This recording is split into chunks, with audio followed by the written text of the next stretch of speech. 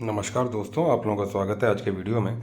और जैसा कि आपको पता है कि वर्ल्ड में जो राजनीति चल रही है, जिस तरह की सिचुएशन है, चाहे वो ग्लोबल लीडर्स जितने भी हैं, जिन कंट्रीज़ के भी हैं, तो वहाँ पे एक बहुत बड़ा रोल प्ले कर रहा है ऑयल भी।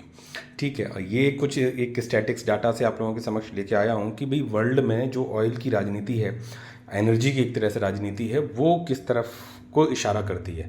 अभी ये एक स्टैटिक्स का डाटा जहाँ पे ये दिखाया जा रहा है कि मतलब वर्ल्ड में कितना ऑयल है, और ये कंजप्शन रेट आपको दिखाई पड़ रहा है। जिस तरह से नंबर्स ये रिड्यूसिंग है, ये करंट डाटा है, जिस तरह की इंडिया की पॉपुलेशन बढ़ रही है ना, लाइक दैट ये रिड्यूस हो रहा है उसी स्पीड से, बल्कि उससे ज़्यादा तरीके से। और इतना ऑयल लेफ्ट है, जो कि मतलब प्रैक्टिकली देखा जाए बहुत है, बट ये है कि हाँ, कंजप्शन रेट बढ़ना ही है। तो यहाँ से आपको एक एक आइडिया मिलता है कि किस तरह से हमारे वर्ल्ड में ऑयल की जो रिजर्व्स हैं उनमें किस तरह की कमी आ रही है। मतलब यहाँ देख सकते हो, तो अल्टरनेट सोर्स तो सोचना ही पड़ेगा, जिसमें मतलब काफ़ी हद तक इनिशिएटिव ले लिया गया है, चाहे वो सोलर एनर्जी की बात हो, रिन्यूएबल एनर्जी की बात हो, ईवी व्हीकल्स की बात हो, या और भी चीज़ें हैं कि किस तरह से हम अल्टरनेट सोर्सेज के ऊपर भी चीज़ों को टर्न ऑन कर सकते हैं। तो यहाँ पे ये ऑयल रिजर्व्स हैं, ठीक है, और बैरल्स के उसमें फॉर्म में दे रखे हैं। ऑयल कंजप्शंस जो यहाँ पे दे रखा है कि मतलब वर्ल्ड लेवल पे क्या कंजप्शन है पर ईयर का, और ये पर डे का कंजप्शन आपको दिखाई पड़ रहा है, जो कि आपको यहाँ पे करंट डाटा शो हो रहा है। ठीक है, अब इस रेट से, या एक जो एक्सपेक्टेड ग्रोथ रेट है, जैसे जिस तरह की जीडीपी की मतलब ग्रोथ रेट होती है या सब कुछ होती है, तो उस हिसाब से जो एक मतलब सोचा गया है कि लगभग 47 ईयर्स तक का जो है ऑयल रिजर्व्स हैं, मतलब एक दिन ख़त्म होना ही है। तो वेल बिफोर इन टाइम, और चीज़ें सब कुछ जो है एनर्जी पे ही डिपेंड है आने वाला, चाहे डेवलपमेंट हो, चाहे वर्ल्ड का जो भी सिनेरियो हो। तो ये है कि हाँ, well in time alternate sources को भी चीज़ें सोचने पे मजबूर हुआ इंसान, और चीज़ें कर रहा है, क्योंकि ये आपको पता है ये तो चीज़ें होती हैं। ठीक है, तो ये सब ऑयल रिजर्व्स के बारे में दे रखा है कि 47 ईयर्स के हिसाब से हमारे मतलब टोटल वर्ल्ड में बचा हुआ है, और डिफरेंट डिफरेंट और जगहों से भी ऑयल निकालने की कोशिश हो रही है। और आपने ये देखा होगा, ये स्टैटिक्स का एक डाटा यहाँ पे दिखा रखा है कि कंजप्शन अभी इतना ही हुआ है प्रैक्टिकली, जो जितना ऑयल रिजर्व्स है अभी कह सकते हैं वर्ल्ड में, तो कहोगे सर ये तो बहुत है, बट जो रेट बढ़ रहा है, जैसे जीडीपी का रेट बढ़ रहा है ना, कि इंडिया की जीडीपी इतने विश्व में सबसे तेज़ी से बढ़ रही है, तो वो जो कंपाउंडिंग की एक पावर होती है, तो जो कंजप्शन का एक कंपाउंडिंग होगा ना, चाहे ऑयल का हो, चाहे किसी भी चीज़ की बढ़ने का हो, तो वो मल्टीप्लाई होता है। तो उस पॉइंट ऑफ व्यू से 47 ईयर्स का आपको एक्सपेक्टेशंस बताई गई हैं कि मतलब इस तरह से ये कंज्यूम हो। जितनी जल्दी जो कंट्रीज़ या मैन जो है जितना ज़्यादा अल्टरनेट सोर्सेज को समझने लगेंगे, सोचने लगेंगे और ट्रांजिशन करेंगे, उतना जल्दी बेनिफिट जो है उस कंट्री के लिए होगा। और इंडिया और चाइना के लिए एक तो कह सकते हैं ह्यूज पॉपुलेशन वाली कंट्री, इसीलिए इनकी ग्रोथ भी है, वही कंजप्शन सबसे ज़्यादा है। जब कंजप्शन ज़्यादा है तो मैन्युफैक्चरिंग से लेके हर चीज़ यहाँ पे डेवलप होना है। तो क्यों इंडिया और चाइना के पीछे लोग पड़े हुए हैं, पूरा वर्ल्ड इस तरफ को देखता है, जबकि पैसा ज़्यादा यूरोपियन में है, देन आप यूएसए में देखते हो, सब तरफ से देखते हो, लेकिन फिर भी इनके आगे झुकने की जो मेन रीजंस हैं वो ये है, एक तो यूथ मैन पावर हमारे पास सबसे ज़्यादा है, और उस तरह की जो सिचुएशन है उस हिसाब से चीज़ें चलती हैं। तो यहाँ पे ये डिफरेंट डिफरेंट कंट्रीज़ हैं जहाँ पे आप देख सकते हो कि इनके ऑयल रिजर्व्स दे रखे हैं कि ये 2016 का जो डाटा है, यहाँ पे देख सकते हो वेनेजुएला के ऊपर भी यूएसए का एक तरह से रेस्ट्रिक्शंस है। दैट्स वाई वर्ल्ड में वेनेजुएला जिस तरह के अभी जो ट्रेड कह सकते हैं पेनल्टीज़ जो लगा रहा है, मतलब यूएसए अपनी दादागिरी की तरह तहत या जो भी है, बड़ा पैसे वाला है, तो डेफिनेटली इस तरह से चीज़ें हैं। तो उस तरह से वेनेजुएला के ऊपर भी इनके कुछ संबंध सही से नहीं बनते हैं, या उनके ऊपर जो भी कॉम्प्लिकेशंस हैं, तो इस कंट्री को भी जो है एक तरह से रेस्ट्रिक्टेड कर रखा है, ह्यूज ऑयल रिजर्व्स होने के बावजूद भी, कि ये बहुत ज़्यादा तेल बेच नहीं पाते हैं वर्ल्ड में, जबकि इनके पास रिजर्व्स देख सकते हो बहुत ज़बरदस्त तरीके के हैं। उसके बाद ही जो है सऊदी अरेबिया और कनाडा और ये सब चीज़ें आ रहे हैं, और इस तरह की हैं। अब जो नेक्स्ट स्टेज आ रही है, जो ऑयल रिजर्व्स मतलब निकल के आ रहे हैं, जैसे अभी इंडिया में ऑयल के जो पोटेंशियल जो ढूंढा गया कि अंडमान निकोबार इन सागरों में जो है, और इसी के साथ साथ जो एक दूसरी चीज़ जो ढूंढी जा रही है, मतलब कह सकते हैं जिसके बिना फ्यूचर पॉसिबल नहीं है, जो मिनरल्स की बात करी गई, या स्पेशल जो आप टेक्नोलॉजी वाइज आगे चीज़ें ग्रोथ करने की उसमें हैं, तो उसमें जो चीज़ों की रिक्वायरमेंट है, उस तरह के मिनरल्स और मेटल्स या जो भी चीज़ें हैं वो भी पता करने की चीज़ें की गई हैं। अब यहाँ पे ये परसेंटेज वाइज देखो दे रखा है, तो वेनेजुएला में सबसे ज़्यादा है, ठीक है। ये सब चीज़ें कंट्री, उसके बाद देख सकते हो रशिया में केवल 4.85% का ही अभी है। तो मतलब तेल की राजनीति तो चली रही, तो ये तो आपने डाटा यहाँ पे एक तरह से आइडिया ले। अब इन जहाँ जहाँ पे कह सकते हैं कि वर्ल्ड में ऑयल पोटेंशियल है, यानी ऑयल और भी होगा, वो अभी आगे आने वाले समय में इन सब चीज़ों में जुड़ेगा। तो कहोगे सर वो तो फिर 47 ईयर्स से ज़्यादा बढ़ के, भाई आपका कंजप्शन रेट भी बढ़ रहा है, आपका कंजप्शन रेट भी बढ़ रहा है। तो ये तो मान लो कि ये एक वो वस्तु है जो कि एक टाइम पे फिनिश तो होनी ही है, ठीक है। डेवलपमेंट जिस पेज से बढ़ता है, तो ये है। तो ऑयल के पीछे की कहानी तो आपने ये बात समझ रखी है, ठीक है।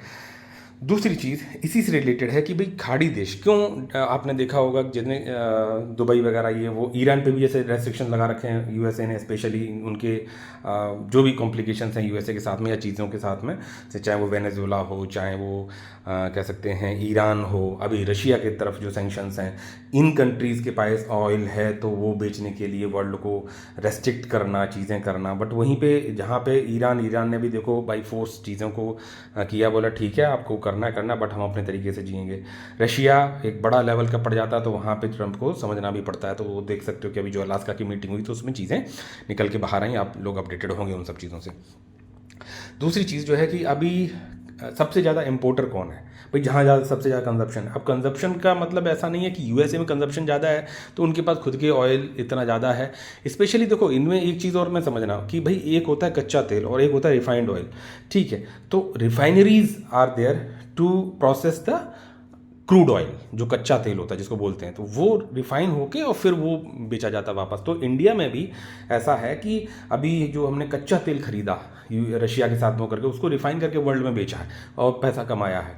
तो ऐसा ही कच्चा तेल हम इंपोर्ट भी करते हैं, यूएसए से भी कुछ परसेंटेज इंपोर्ट करते हैं, तो और हम रिफाइन करके वापस उन्हें बेचते भी हैं। जो इंपोर्ट और एक्सपोर्ट का डाटा होता है उसके हिसाब से भी अगर चीज़ों को आप देखोगे तो ये है। अच्छा, आप लोग कहोगे कि सर आप न्यूज़ बेस्ड या चीज़ें बेस्ड आप चीज़ों को बता रहे हो, मार्केट से रिलेटेड चीज़ें नहीं अपडेट करते हो। तो मार्केट से रिलेटेड ही हैं, आपको अगर वीडियो पूरा समझ के ध्यान से देखेंगे तो आपको चीज़ें समझ में आएंगी और आने वाले समय में और इम्प्रूव होगी, बशर्ते आप टच में रहें, अपनी फैमिली एंड फ्रेंड्स को जोड़ें चैनल पर, और चैनल की ग्रोथ रेट के हिसाब से ही मेरा भी कह सकते हैं सपोर्ट फॉर दैट लेवल बन पाता है, ठीक है। तो आपसे उम्मीद यही करता हूँ कि जो है वॉच आवर्स अगर इसमें कंप्लीट होंगे तो that will be give me a boost to continue more, जो जिस तरह के एक्सपेक्टेशंस आप लोगों के हैं वीडियो के माध्यम से, तो वो इस माध्यम से या किसी और माध्यम से मैं चीज़ों को आप लोगों के समक्ष ज़रूर शेयर कर पाऊँ। तो वहाँ पे लिंक एक डिस्क्रिप्शन में दे रखा है मैंने व्हाट्सएप ग्रुप का, वहाँ पे आप ज्वाइन करिए, बने रहिए व्हाट्सएप ग्रुप पे, क्योंकि दैट इज़ द प्लेस जहाँ पे हम जुड़े रहना। क्योंकि देखो जुड़े रहना बहुत बड़ी बात है। बहुत से लोग कहते हैं सर हम आप पे डिपेंड हैं, हम अपने उसका पोर्टफोलियो का अपडेट दे दीजिए, ये कर दीजिए, वो कर दीजिए। तो देखो वो चीज़ें मैंने व्हाट्सएप पे कभी कभार कहीं कुछ है चीज़ें मैं कर देता हूँ, शेयर चीज़ें करता हूँ, लेकिन मैं भी अभी एक तरह से ट्रांजिशन फेज़ में हूँ चीज़ों को लेके, मार्केट को लेके, स्टॉक्स को लेके। लेकिन जो चीज़ें स्टडी मेरी बनती है, जब मेरा एक कह सकते हैं एम्पल ऑफ टाइम और डाटा अवेलेबल हो जाता है, बात इस पे नहीं है कि ये न्यूज़ तो आपको दूसरी जगह से भी अपडेट हो जाएगी, लेकिन सोचने पे। अब जैसे मैंने आज अगर ऑयल सेक्टर से चीज़ों को मैं आप लोगों के साथ में अपडेट कर रहा हूँ, चीज़ें कर रहा हूँ, तो रिन्यूएबल एनर्जी से रिलेटेड चीज़ें बोल रहा हूँ, तो इसमें आपको एक आइडिया और झलक दिख जाएगी कि भाई किस तरफ को ट्रेंड जाएगा। क्योंकि मार्केट में पैसा बनाने का भी तरीका है, कुछ ट्रेंड बेस्ड बनता है, कुछ लॉन्ग टर्म बनता है, कुछ शॉर्ट टर्म बनता है। तो इस तरह से चीज़ों को समझना बहुत ज़रूरी है और ट्रेंड को भी पकड़ना आना चाहिए। तो यहाँ पे एक जो बात कही गई, अब जैसे इंडिया और चाइना की बात करी, बैक टू द टॉपिक, कि इंडिया और चाइना की बात करी, ये सबसे बड़े इंपोर्टर हैं किसके, भाई तेल के। इन्हें भाई कंजप्शन चाहिए भी, और जिस तरह से इनकी ग्रोथ रेट है उस हिसाब से इन्हें चाहिए भी। तो एक बहुत बड़ा बाजार है इंडिया और चाइना का।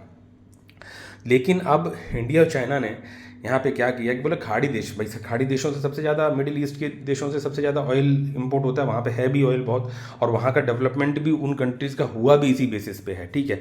बट यूएई इस मामले में काफ़ी हद तक समझदार निकला और उसने बोला कि भाई तेल तो एक दिन ख़त्म होना है, या चीज़ें ट्रांसफॉर्म होके रिन्यूएबल एनर्जी पे आएंगी तो उतनी डिपेंडेंसी नहीं रहेगी, बहुत सारी चीज़ें। तो उन्होंने वेल इन टाइम अपनी कंट्रीज़ पे इतना एक्सपेंस किया है और इस तरह की पॉलिसीज़ लेके आए हो, चाहे टैक्स ना लगाने की बात पे आएँ या चाहे कुछ और बातें आएँ, या जो जिस तरह की इन्वेस्टमेंट लेके आएंगे, भैया आप हमारे यहाँ पे आइए, इन्वेस्टमेंट करिए एंड यू शुड नॉट पे टैक्स, और जिस तरह का टूरिज्म डेवलप किया है पैसा लगा के, तो उससे उस कंट्री की एक साख अलग बनी। आज से बहुत साल पहले का आप दुबई देख लो और आज का दुबई देख लो, तो that is make a great difference कि भाई लोग घूमने भी जाते हैं, टूरिस्ट स्पॉट भी बन जाता है। तो चीज़ें ऐसे आपको विजनरी होकर देखनी पड़ती है। तो ये देश के नायक के ऊपर डिपेंड करता है कि आप किस तरफ को सोच रहे हैं। खाड़ी देश और भी हैं बट वहाँ इतना डेवलपमेंट नहीं है। तो यहाँ पे जो बात है कि यहाँ पे इनको अभी अब थ्रीट तो देखो हर जगह रहती है। तो खाड़ी देशों की दुकान बंद करने की तैयारी में चीन और भारत, बोलो कैसे? क्योंकि भाई सबसे ज़्यादा इंपोर्ट तो यही करते हैं ऑयल पॉइंट ऑफ व्यू से अगर देखा जाए। तो रूस और अमेरिका को भी होगा भारी घाटा। बोला कि खाड़ी देश भी लपेटे में आएंगे, रूस भी आएगा, अमेरिका में आएगा। बोला आएगा क्यों? अब देखो इसी से ही जिस्ट निकल के आता कि ये निरर्थक टॉपिक नहीं है, वो बाकायदा ये भी है कि आपको शॉर्ट टिप्स टाइप चाहिए, जो शॉर्ट वीडियो, पोर्टफोलियो अपडेट, तुरंत शेयर का प्राइस, ये वो। तो भैया वो एक टिप हो गई, आप चीज़ों को समझ नहीं पाओगे। तो अब बात की गई कि बोला कि ये इसको घाटा क्यों देंगे। तो यहाँ पे बात आती है रिन्यूएबल एनर्जी। अब रिन्यूएबल एनर्जी बोले सर शेयर बताओ, हमें समझ में नहीं आता। चीज़ें सीखनी बहुत ज़रूरी, नहीं तो आप क्या टिक नहीं पाओगे। हीरा लेके भी उसको कोयला समझ के फेंक दोगे।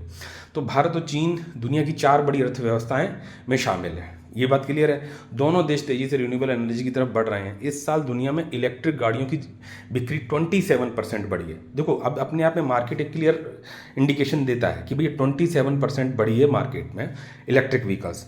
चीन की इलेक्ट्रिक गाड़ियाँ पूरी दुनिया में तहलका मचा रही हैं। ठीक है, क्लियर। अब चीन दुनिया की दूसरी बड़ी इकोनॉमी है, जबकि भारत दुनिया की सबसे तेजी से बढ़ रही अर्थव्यवस्था है। ओके, अब जिस पेस से बढ़ रही है उससे आगे जाके डेवलप्ड इकोनॉमी भी बन जाएगी। तो लेकिन इन दोनों देशों को कच्चे तेल के आयात पर बहुत बड़ी रकम खर्च करनी पड़ती है। भाई हम जो क्रूड ऑयल लेते हैं, कच्चा तेल बोलते हैं ना, फिर उसको रिफाइन करना पड़ता है यूज़ करने के लिए। तो बोले हम कच्चा तेल बहुत बड़ी मात्रा में दोनों देश जो है लेते हैं। अब इसी के आंकड़े डिपेंड करेंगे ना कि आपके रिन्यूएबल एनर्जी सेक्टर पे कितना फोकस है। अब जैसे कहा जाता है कि रिन्यूएबल सेक्टर से रिलेटेड कंपनीज का जो कह सकते हैं जो डिमांड है उनके प्रोडक्ट की with in the India consumption है। तो अब टैरिफ का गेम सेकेंडरी हो गया भाई। अगर वॉरी जो है वहाँ पे यूएसए में चीज़ें इम्पैक्ट होती हैं तो क्या पूरी कंपनी ख़त्म है? नहीं, आप विद इन द इंडिया इतना बड़ी डिमांड है, चीज़ें हैं कि भाई आने वाले समय में वहीं कंजप्शन पूरा आपका निचुड़ जाएगा, पूरा हो ही नहीं पा रहा। मैंने अभी कल ही एक कंपनी पढ़ी जहाँ पे डिफेंस सेक्टर से और कह सकते हैं उससे मशीन बनाती है, उन सब सेक्टर से रिलेटेड इतना उसके पास डिमांड है, जबकि उस सेक्टर में प्लेयर्स बहुत सारे हैं, बट वो आने वाले समय में उस चीज़ की डिमांड को ही पूरा with in the India complete नहीं कर पा रही है।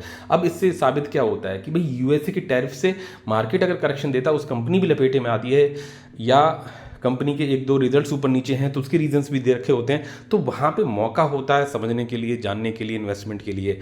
और कुछ हर चीज़ ट्रांजिशन बेस पे नहीं बाय की जाती है, कुछ को लॉन्ग टर्म के पॉइंट ऑफ व्यू से सोचा जाता है, कुछ विजनरी। और उसमें भी आप ये बात मान के चलो कि हाँ भाई टॉलरेंस लेवल की, हाँ भैया मेरा एक्यूरेसी 20-30% ऊपर नीचे होगी, मतलब कि हाँ भाई डिसीजन वही सब सेक्टर्स फैक्टर्स और सब चीज़ों को चेकआउट करने के बाद ये बात मेरी सही गई, यहाँ पैसा तुरंत बनाओ, यहाँ पैसा समय लगने के बाद भी नहीं बन पाया, और उसको भी एक्सेप्ट करके चलना पड़ेगा और उसी से सीखते रहना पड़ेगा। बशर्ते रिक्वेस्ट ये है कि चैनल को शेयर सब्सक्राइब ज़रूर करें, अपने फैमिली एंड फ्रेंड्स को जोड़ें, क्योंकि जिस तरह का सपोर्ट आपका आएगा, क्योंकि जो यूट्यूब पे रेस्ट्रिक्शंस हैं उन सब चीज़ों को भी हमें मानना तो पड़ेगा, सेवी की हों चाहे ये भी हों, तो उस हिसाब से हम चलते हैं। लेकिन बात ये है कि हमारा परिवार बड़ा हो, चीज़ें बड़ी हों, उसके लिए मैंने एक व्हाट्सएप ग्रुप का लिंक दे रखा है, वहाँ पर ज्वाइन करिए, नोटिफिकेशन बेल ऑफ कर दीजिए, जिससे ओपन ग्रुप है तो आप ज़्यादा डिस्टर्ब ना हो। लेकिन मैं जो चीज़ें दूंगा आने वाले समय में, लेकिन जुड़ाव का प्लेटफॉर्म वो और एक ये है, तो इसलिए आप बने रहिएगा। तो यहाँ पे इन्होंने ये बात कही कि कच्चे तेल के आयात पर बहुत बड़ी रकम खर्च करनी पड़ती है भाई इन दोनों देशों को। अगर वो ना करनी पड़े तो भैया पैसा बचेगा, ठीक है। लेकिन अब दोनों देश तेज़ी से रिन्यूएबल एनर्जी की तरफ बढ़ रहे हैं। भारत ने भी 100 गीगावाट सोलर मॉड्यूल की मैन्युफैक्चरिंग कैपेसिटी हासिल कर ली है। मतलब अब ये सोच सकते हो, तो 100 गीगावाट की जो मैन्युफैक्चरिंग कैपेसिटी बनाई है भारत ने, तो उसमें कुछ न कंपनी ने तो काम किया होगा, जिनके फंडामेंटल्स, टेक्निकल्स और सब चीज़ें, विजनरी सब चीज़ें, अगर वो शेयर ऊपर गया नीचे गया कंसोलिडेट कर रहा, दैट डजेंट मैटर। आप वैल्यूएशन देखोगे, कंपनी देखोगे, समझोगे और आज लगाओगे पैसा, तब जाके कल समझ में आएगा, ठीक है। कि इन्होंने मैन्युफैक्चरिंग कैपेसिटी हासिल कर ली है। चीन तो रोज़ रोज़ नए रिकॉर्ड बना रहा है भाई, उसका एक अलग लेवल है। अगर यही हाल रहा तो तेल उत्पादक देशों की मुश्किलें बढ़ सकती हैं, रूस को भी नुकसान उठाना पड़ सकता है, क्योंकि हाल के दिनों में वह भारत और चीन का सबसे बड़ा क्रूड सप्लायर बनकर उभरा है। अब सबसे बड़ा तेल आप यहाँ पे दे रहे हो, ठीक है, आपको डॉलर्स मिल रहे हैं, चीज़ें मिल रही हैं, पैसा मिल रहा है, लेकिन अगर हमारे जो ग्रोथ रेट है उसके हिसाब से अगर हमें रिक्वायरमेंट कम होती चली जा रही, या हम जो रिफाइंड ऑयल मतलब जो क्रूड ऑयल अपने देश में फाइंड आउट करने की कोशिश कर रहे हैं, वो अभी मान लो निकलने के समय में एक लंबा प्रोसेस होता है, चीज़ें 5 से 6 साल ले 5 साल लग जाएँ तो, लेकिन तब डिपेंडेंसी तो कम होगी। तो अगर रशिया को इसकी डिपेंडेंसी इंडिया और चाइना पे कम करनी पड़ेगी तो उसको अदर सोर्सेज को भी सोचना पड़ेगा। जिस तरह का मैंने आपको अभी एग्जांपल दिया दुबई का, यूएई का, तो इस तरह की चीज़ें होती हैं। तो वी हैव टू, हमें चेंज को हमेशा एक्सेप्ट करते रहना चाहिए। तो इन्होंने बोला कि हाल के दिनों में भारत और चीन की सबसे बड़ा क्रूड सप्लायर बनकर उभरा है। अमेरिका तो क्रूड उत्पादक देशों में पहले नंबर पे है। अब देख सकते हो कि अमेरिका जितना क्रूड ऑयल जो प्रोड्यूस करता है नंबर 1 पे है, जितना वो कच्चा तेल प्रोड्यूस करके दे रहा है, मतलब निकालता है। तो तभी तो चाह रहा है कि भाई लोग खरीदें, मतलब, और भाई कौन है मार्केट में, डिफेंस का हो तो इंडिया है, देन मतलब इंपोर्ट की रिक्वायरमेंट हो, चाहे वो क्रूड ऑयल की हो, चाइना को भी ज़रूरत है, और यही दोनों इकोनॉमी फास्ट पेस से बढ़ रही हैं, तो बेचने की जगह तो चाहिए। अब जब रशिया बेचेगा या मिडिल ईस्ट बेचेंगे तो वेनेजुएला बेचेगा, तो फिर अमेरिका कहाँ बेचेगा, भाई डिस्टेंस भी मैटर करती है। तो ये सब चीज़ें हैं। दुनिया भी फॉसिल फ्यूल छोड़कर तेजी से इलेक्ट्रिक की तरफ बढ़ रही है। इस साल इलेक्ट्रिक गाड़ियों की बिक्री में 27% तेजी आई है। चीन की इलेक्ट्रिक गाड़ियां दुनिया भर में तहलका मचा रही हैं। चीन दुनिया का पहले इलेक्ट्रो स्टेट बनाने की तरफ बढ़ रहा है। मतलब इलेक्ट्रो स्टेट मतलब जो है कि कृत्रिम सूर्य की बात कर रहे हैं, जहाँ से मतलब कहते हैं अब ये जो नाइट में काम नहीं करते हैं भाई, आपके सोलर पैनल्स और ये वो एक कृत्रिम सूर्य बनाने की तरफ चीज़ें कर दी हैं, जिससे कि चीज़ें रात में भी मतलब चीज़ें करती रहे। सब टॉपिक पे डीप नहीं जाऊंगा, बात ये है कि अपडेट होना चाहिए। ग्लोबल क्लीन टेक्नोलॉजी सेक्टर में चीन का कोई मुकाबला नहीं है। इस साल अप्रैल में चीन ने जितनी सोलर पावर इंस्टॉल की है उतनी ऑस्ट्रेलिया ने अपने पूरे इतिहास में नहीं कर पाया। अब इन सब चीज़ों से अपडेट होना बहुत ज़रूरी है, ठीक है। इससे पता चलता है कि चीन किस तेज़ी से रिन्यूएबल एनर्जी के क्षेत्र में आगे बढ़ रहा है। किन देशों का होगा नुकसान? चीन दुनिया के कच्चे तेल का सबसे बड़ा आयातक है। चीन कोरोना काल को छोड़ दें तो 2 दशक में पहली बार 2024 में चीन के आयात में कमी आई है, पहली बार। पिछले साल चीन ने रोजाना कुल 11.04 मिलियन बैरल कच्चे तेल का आयात किया, जो 2023 में 11.28 मिलियन बैरल था। इस तरह पिछले साल उसके क्रूड इंपोर्ट में 1.9% की गिरावट आई। भारत में भी पिछले साल पेट्रोलियम उत्पादों की खपत में कम ग्रोथ देखने को मिली। 2024-25 में यह 2% रही, जबकि पिछले साल 5% रहा था। हालांकि घरेलू प्रोडक्शन में कमी के कारण आयात बढ़कर $137 अरब हो गया। तो अब ये देखिए आप कि किस तरह से आंकड़े चेंज हो रहे हैं, डिपेंडेंसी कम हो रही, क्योंकि आज अगर रिन्यूएबल एनर्जी पे चीज़ें चल रही, मान के चलो इलेक्ट्रिक व्हीकल कुछ भी परसेंटेज से अगर मान लो चल रहे हैं सड़कों पे, तो चलते तो वो बंदा अगर इलेक्ट्रिक व्हीकल नहीं खरीदा होता तो डेफिनेटली पेट्रोल डीजल गाड़ी खरीदा होता। पेट्रोल डीजल जब गाड़ी खरीदा होता तो डेफिनेटली उसको वो कंज्यूम होता, तो वो पेस, वो परसेंटेज कम होगा। एटलीस्ट इलेक्ट्रिक व्हीकल आज थोड़ा स्लो स्पीड से, लेकिन आने वाले समय में जिस तरह से बढ़ेगा, उसकी भी टेक्नोलॉजी जब हाई फाई हो जाएगी, जब प्रूवन हो जाएगी, तब चीज़ें उस तरह से उस करवट को बैठेंगे। तो ये एक था। और देन एक और टॉपिक जो कि आप लोगों के लिए बहुत ज़रूरी है कि यहाँ पे जो अभी हमारी डील होने वाली थी, अभी जैसे आपने देखा कि जो टैरिफ का जो प्रॉब्लम चल रहा था अमेरिका के साथ में, तो वो जो डील, अब देखो प्रॉब्लम यही है कि वो अब जो उनका टीम आने वाली थी डिस्कस करने के लिए टैरिफ के ऊपर जो निगोशिएशंस चल रहे थे, निगोशिएशन कुछ नहीं, मेन फैक्टर वही है कि आप अपना डेयरी और फार्मर एरिया, प्रोडक्ट एरिया हमारे लिए ओपन कर दो, जिसके लिए इंडिया राज़ी नहीं है एट एनी कॉस्ट। तो बोला गया कि बोला ठीक है, अगर आप नहीं राजी होगे तो फिर वो आएंगे भी क्या बात करने, तो उस चीज़ को टाल दिया जाता है। बोला ठीक है यार, अब सितंबर में बात करेंगे हम, ठीक है, अभी इमीडिएट बात नहीं हो सकती, अभी गर्म है मामला। तो इस तरह की चीज़ें हैं और ये सब चीज़ें चेंजेबल होती हैं। तो ऐसे में आपको मौका देखना चाहिए कि कहाँ पे इन्वेस्टमेंट का जो है चीज़ें दिखाई पड़ रही हैं। भारत अमेरिका बिजनेस डील टल सकती है। छठे दौर की बातचीत के लिए ट्रंप की टीम को भारत आना था। डेयरी प्रोडक्ट्स पर विवाद है, ठीक है। भारत और अमेरिका के बीच में द्विपक्षीय व्यापार समझौते, बायलैटरल ट्रेड एग्रीमेंट को लेकर बातचीत टल सकती है। यह 25 से 29 अगस्त को होने वाली थी। पीटीआई के मुताबिक अब यह बैठक बाद में होने की संभावना है। अब तक इस समझौते के लिए 5 दौर की बातचीत पूरी हो चुकी है। छठे दौर के लिए अमेरिका टीम को भारत आना था। इससे पहले अमेरिका ने 6 अगस्त को भारत पर कुल 50% टैरिफ लगाने की घोषणा की थी। अमेरिका कृषि और डेयरी क्षेत्रों में अधिक बाजार पहुंच की मांग कर रहा है, लेकिन भारत इससे इनकार कर चुका है। भारत ने साफ कहा है कि वह किसानों और पशुपालकों के हितों में समझौता नहीं करेगा। दोनों देश सितंबर-अक्टूबर 2025 तक बीटीए के पहले चरण को पूरा करने की योजना बना रहे हैं। ठीक है, तो इस तरह से चीज़ें चलती हैं। डेयरी प्रोडक्ट्स को लेकर भारत अमेरिका के बीच में विवाद भी है। अमेरिका चाहता है कि उसकी डेयरी प्रोडक्ट्स जैसे दूध, पनीर, घी को भारत में आयात की अनुमति मिले। भारत दुनिया का सबसे बड़ा दूध उत्पादक देश है और इस सेक्टर में करोड़ों छोटे किसान लगे हुए हैं। भारत सरकार को डर है कि अगर अमेरिकी डेयरी उत्पाद भारत में आएंगे तो वे स्थानीय किसानों को भारी नुकसान पहुंचा सकते हैं। इसके अलावा धार्मिक भावना भी जुड़ी हुई है। अमेरिका में गायों को बेहतर पोषण के लिए जानवरों की हड्डियों में बने एंजाइम को उनके खाने में मिलाया जाता है। भारत ऐसी गायों के दूध को नॉन वेज मिल्क यानी मांसाहारी दूध भी मानता है। ठीक है, भारत बोला हितों से कोई समझौता नहीं। स्वतंत्रता दिवस पर प्रधानमंत्री मोदी ने स्वदेशी उत्पादों को बढ़ावा देने और किसानों, मछुआरों और पशुपालकों के हितों की रक्षा करने का संकल्प दोहराया। उन्होंने कहा, भारत अपने किसानों और पशुपालकों के हितों में कोई समझौता नहीं करेगा। 2030 तक व्यापार को $500 बिलियन करने का लक्ष्य है। किनके बीच में? इंडिया और यूएसए के बीच में। भारत और अमेरिका का लक्ष्य 2030 तक द्विपक्षीय व्यापार को मौजूदा $191 अरब के से बढ़ाकर $500 अरब करना है। बोला गया कि दोनों मिला के भैया इतना व्यापार होना ही होना चाहिए। बोला, वाणिज्य मंत्रालय के आंकड़ों के अनुसार जुलाई 2025 में भारत का अमेरिका को निर्यात 21.64% बढ़कर $33.53 अरब हो गया, जबकि आयात 12.33% बढ़कर $17.41 अरब हुआ।